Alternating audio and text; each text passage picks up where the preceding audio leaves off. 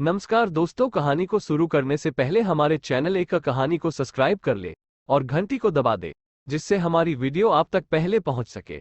आइए कहानी को शुरू करते हैं। क्रोधित राजा और ऋषि की कहानी। ढोलकपुर नाम के साम्राज्य में एक जाने माने ऋषि रहते थे, जो लोगों का भाग्य बताने के लिए प्रसिद्ध थे। उस राज्य का हर व्यक्ति उन प्रसिद्ध ऋषि व उनके कौशल के बारे में जानता था। एक दिन उस ऋषि के बारे में वहां के राजा को भी पता चला। राजा के मन में भी अपने भविष्य को जानने की इच्छा होने लगी। इसी के चलते उसने अपने सैनिकों को ऋषि के पास भेजा और पूरे सादर सम्मान से उन्हें महल लेकर आने का आदेश व आमंत्रण दिया। राजा की आज्ञा के अनुसार सैनिक ऋषि के पास गए और ऋषि को राजा का आमंत्रण सुनाते हुए उनसे महल चलने की प्रार्थना करने लगे।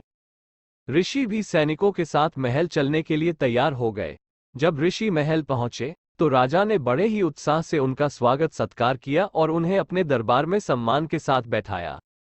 जब ऋषि ने थोड़ा आराम कर लिया तो राजा ने ऋषि के सामने अपने मन की इच्छा रखी और उनसे अपने भविष्य के बारे में पूछा। ऋषि ने राजा से उसकी जन्म कुंडली मंगाई और उसे ध्यान से देखने लगे। कुछ देर तक राजा की कुंडली देखने के बाद प्रसिद्ध ऋषि ने राजा को बताया कि भविष्य में उनका भाग्य आशीर्वाद भरा हुआ है और जीवन में सब कुछ अच्छा ही होगा। इस तरह ऋषि ने राजा के भाग्य के बारे में अच्छी अच्छी बातें बताए।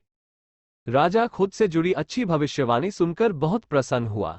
उसने खुश होकर ऋषि को सोने और चांदी का उपहार दिया। इसके बाद राजा ने ऋषि से अपने भविष्य से जुड़े दुर्भाग्य के बारे में पूछा। राजा के पूछे अनुसार ही ऋषि ने राजा के दुर्भाग्य से जुड़ी बातें भी बता दी। उन्हें सुनकर राजा बहुत क्रोधित हो गया। वो गुस्से में ऋषि पर चिल्लाने लगा और धमकाते हुए कहा कि इतनी बेतुकी बातें करने की आपकी हिम्मत भी कैसे हुई। राजा ने गुस्सा होते हुए अपनी तलवार निकाली और ऋषि की तरफ इशारा करते हुए कहा कि अब मुझे मेरी मृत्यु का समय बताओ।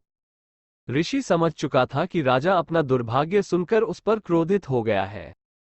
राजा की मृत्यु वाली बात सुनते ही वो शांति से कुछ गणना करने लगा। इसके बाद शांत स्वर में कहा, मेरी गणना और कौशल के अनुसार आपकी मृत्यु मेरी मृत्यु के ठीक 1 घंटे बाद होगी। राजा ऋषि की यह बात सुनकर हैरान हो गया।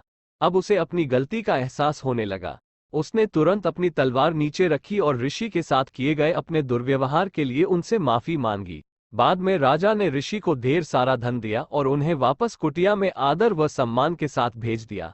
दोस्तों, अगर हमारी कहानी पसंद आई हो तो वीडियो को लाइक और चैनल को सब्सक्राइब और बेल आइकन को प्रेस कर ले ताकि हमारी न्यू अपडेट आपको जल्द से जल्द मिल सके।